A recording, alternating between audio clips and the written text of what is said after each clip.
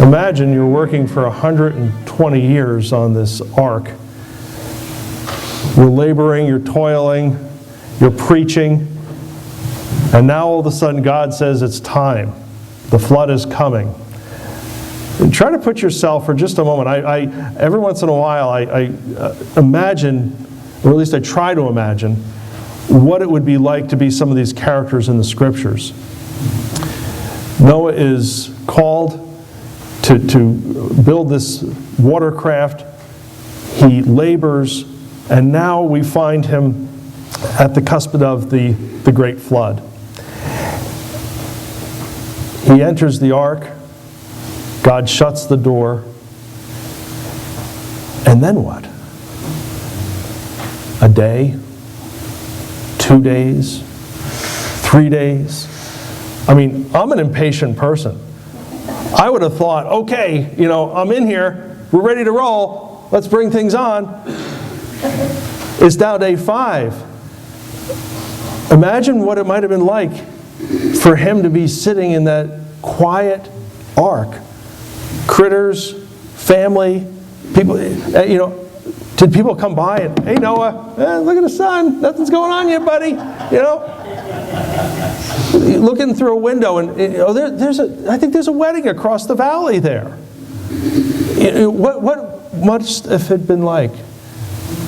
I think sometimes, perhaps, maybe he found a little quiet chamber and was like, Lord, what are you doing? 120 years I've been working on this thing. I've been preaching. I've been faithful. I've been doing everything you told me to do, and the sun's still shining.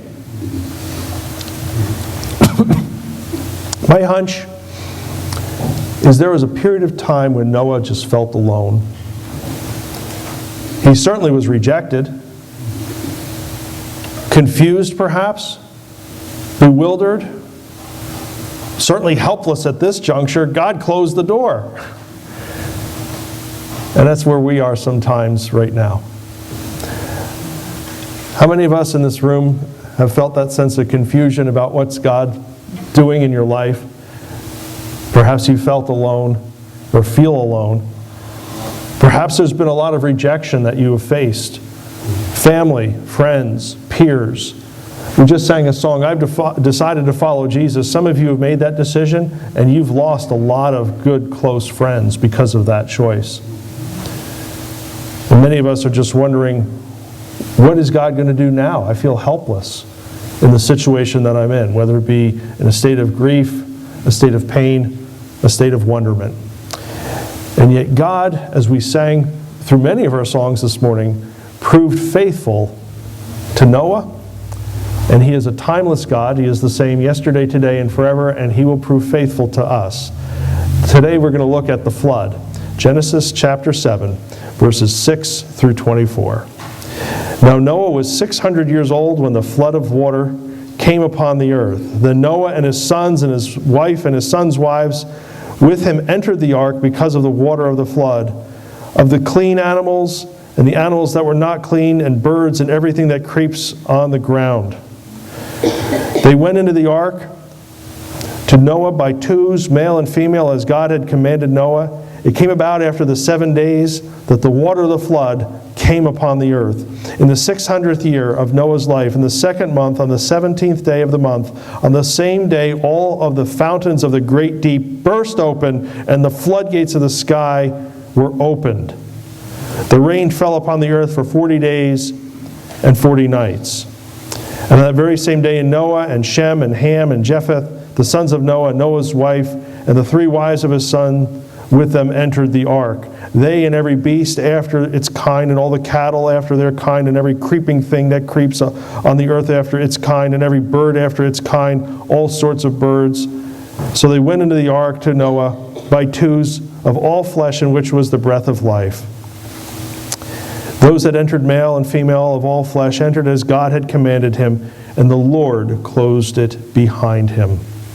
Then the flood came upon the earth for 40 days, and the water increased and lifted up the ark so that it rose above the earth. The water prevailed and increased greatly upon the earth, and the ark floated on the surface of the water. The water prevailed more and more upon the earth, so that all the high mountains everywhere under the heavens were covered. The water prevailed 15 cubits higher, and the mountains were covered. All the flesh that moved on the earth perished, birds and cattle and beasts, and every swarming thing that swarms on the earth, and all mankind. And of all that was on the dry land, all in whose nostrils was the breath of the Spirit of life, died. Thus he blotted out every living thing that was upon the face of the land, from man to animals to creeping things, to the birds of the sky. They were blotted out from the earth, and only Noah was left together with those that were with him in the ark. The water prevailed upon the earth 150 days. And we'll stop right there. We start the passage here with tension, a lot of tension. We move over to the flood, and then we'll look at some of the evidence and applications that we can draw from this. Noah entered the ark, and he waited, and there we find the tension. 7 days sitting, 7 days wondering, 7 days thinking to himself, what am I doing? 7 days perhaps looking out through those little windows of the ark, seeing people going about their business, marrying and being, trading and moving their critters around and harvesting their crops and doing what people have been doing since the beginning of the age. And we find here Noah is waiting, and the tension grows. And then it talks about God sealing the door, shutting it miraculously. And at that point, I think Noah perhaps had a very deep feeling in the gut that this is it. Think about for a moment the fact that Noah has family that are not in the ark. I mean, the immediate family is there. But he has cousins. He has neighbors. There are people he traded with. There are people he bought grain from. There are people he interacted with during the course of his whole life. Friends and relatives. And he was preaching this whole time. The testimony of the ark was before everyone. The animals came in. It was a miraculous move. People were talking about this. People knew about it. Everybody watched, the critters coming through their fields, and the pastures, and the kangaroos, and the hippos, and, all these, and everyone just ignored him. And here he is in this horrible state of rejection, waiting on the ark. And that's exactly what many of us understand and go through as well. Jesus said this about those who have decided to follow after God. Luke 10:16, the one who listens to you listens to me, and the one who rejects you rejects me. And he who rejects me rejects the one who sent me. Noah, I think, at this juncture in all this tension, is experiencing tremendous rejection. And it brings us to point number one, very simple. Believers can expect painful rejection in life. If you have decided to follow Jesus, if you have decided to be obedient, if you decided to walk a holy life, if you have made the decision to trust in Christ and be one who wants to adhere and serve Christ, then there is going to be a sense of rejection that we will face. Because there is a difference between following after Christ and being a disciple of the world. And this is a very difficult point that we see here in Noah's story and in ours as well. But this is where we discover that the gospel, Jesus said, is an offense. Christianity is a stumbling block because it forces us to stop and not just look at the person of God and His holiness and His grandeur and His goodness, but also it forces us to look at ourselves because we are sinful creatures. We have fallen short of His glory. We continue to rebel against a holy one. And because of that constant rebellion, there's a sense of contrast and there's a sense of conviction. And in steps the gospel, in steps God's salvation. This ark was a form of salvation for these people in a physical sense, in that they'd be rescued from a flood. Jesus steps into time and space to rescue us from sin, and that same sense of rejection, that same sense of contrast, that same sense of conviction ensnarls the world. But yet we could escape, just as we see here, by placing our faith in the work that He accomplished on our behalf and trusting in Him and Him alone to wash us and to cleanse us so that we may be enjoined with Him in relationship. But we find here there is a very difficult reality that we must face, and that is believers can expect painful rejection. We come here now to the flood. Noah watched, Noah waited, Noah listened. And what I find unique about the storyline here with Noah is that he's sitting in the dark And suddenly,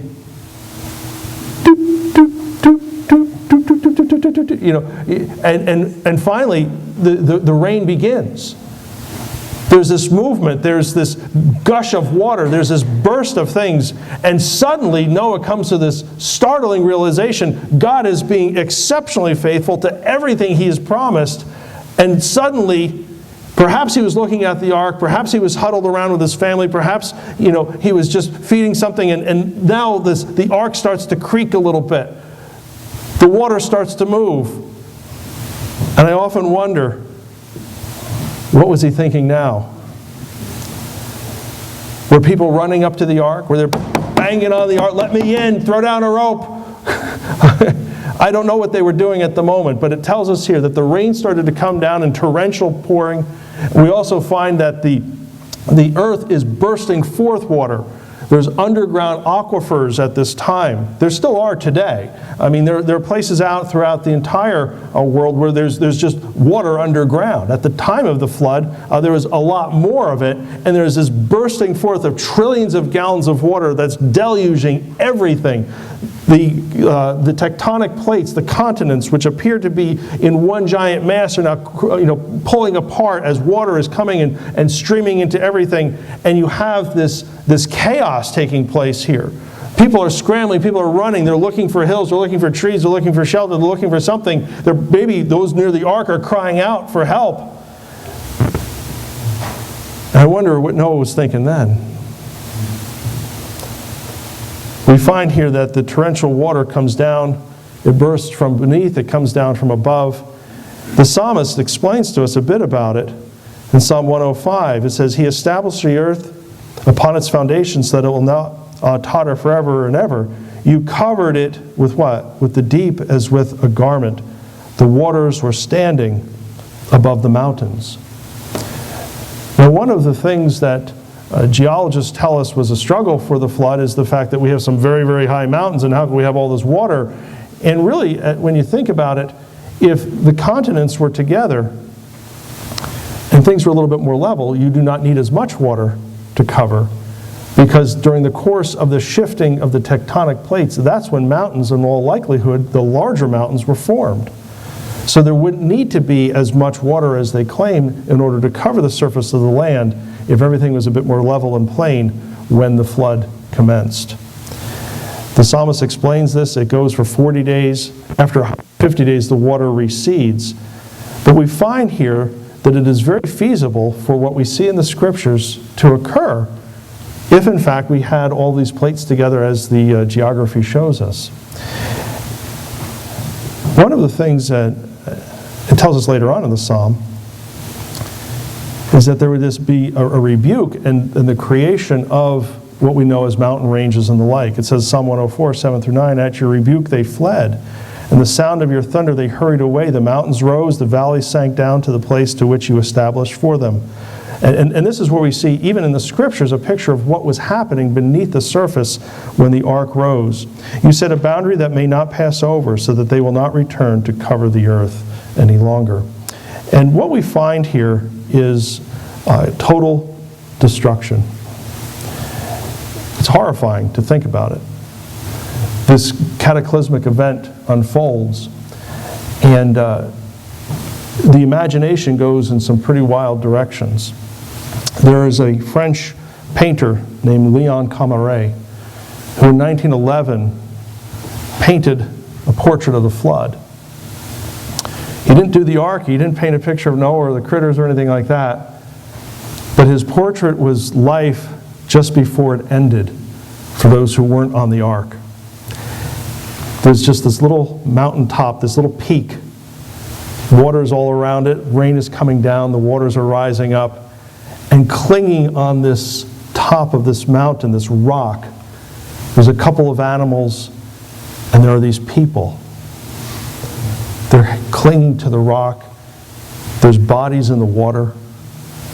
There's babies. There's a mother holding a child up above her head as she's about to drown. There's a dog that's kind of curled up in a ball on the top of the rock. There's somebody with their head in their lap. There's hands going up in the air crying out. And what Kamare does is he captures the utter terror of the flood. The word for flood in Greek is plumeria. It's not used in the Bible. Instead, there's a different word that is used. It's cataclysmos. That's where we get the word cataclysmic from. Jesus described it this way. Luke 17:26 through 27. And just as it happened in the days of Noah, so it will also be in the days of the Son of Man. They were eating, and they were drinking, and they were marrying, and they were being given in marriage until the day that Noah entered the ark. And the flood came and destroyed them all.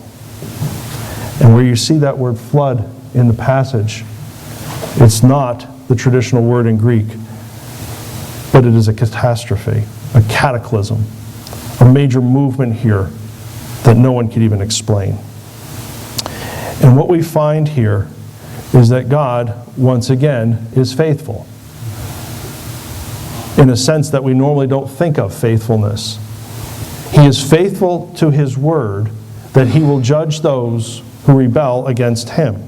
And that's what we see here in point number 2. Those who rebel against God face imminent judgment, and He will be true to what He says. And this is what we find in the story of the flood. It is a judgment against planet Earth, against those who have rebelled against God and rejected God and continued to put that rebellion forth, even when an ark is built in their presence, even when they hear the preaching of a righteous man, even when they see the animals responding to God's call. That rebellion persisted, and God ultimately judged the nations. Now the question that rises here, and this is where the story of the flood becomes a little prickly, is, well, did this really happen? There's a lot of folk out there that will challenge the flood account. And they'll say, well, that's just Old Testament myth. In fact, I've actually heard Christians say something to this effect, that the first 11 chapters of Genesis is nothing but myth and legend, and we can't take any of this literally. We can't take any of this at face value because that's all that it is. And this is going to be something that you may encounter as a believer if you're out witnessing. It comes to the story of the flood. Well, I submit to you that this is probably one of the most well-documented ancient events ever. And here's why. We have both historical and empirical evidence that confirms exactly what we just read here in the Scriptures.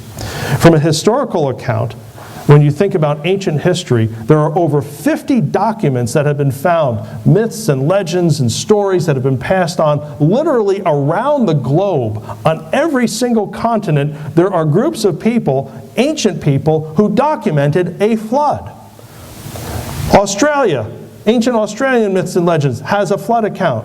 Korea, two flood accounts. Japan has one flood account. The Chinese have 3 flood accounts. They're across India, there's flood accounts. There's one up in Siberia that says that there was a flood account. The Ket tribe believes that there was this great flood that happened. You come over Africa, flood accounts.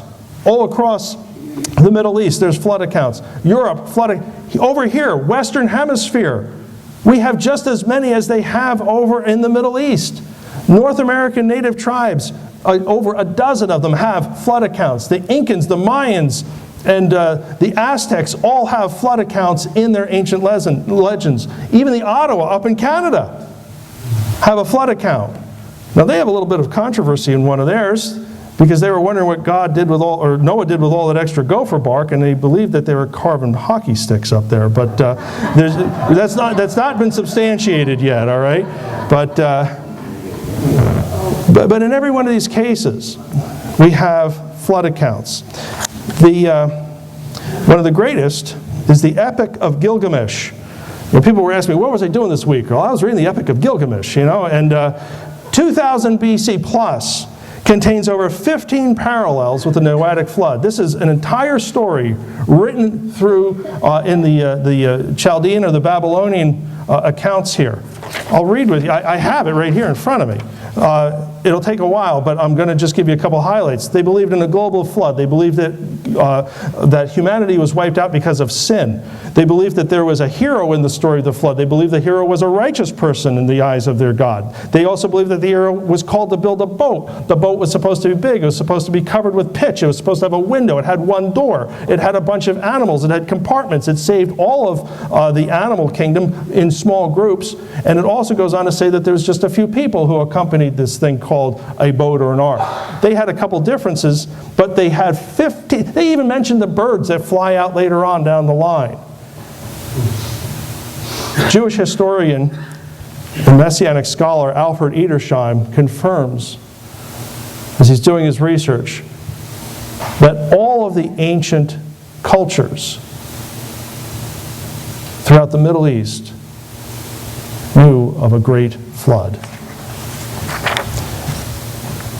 The biblical account records it as well. It's not just isolated here. Job speaks of it in Job 22:13. You say, what does God know? How could he judge through the thick darkness?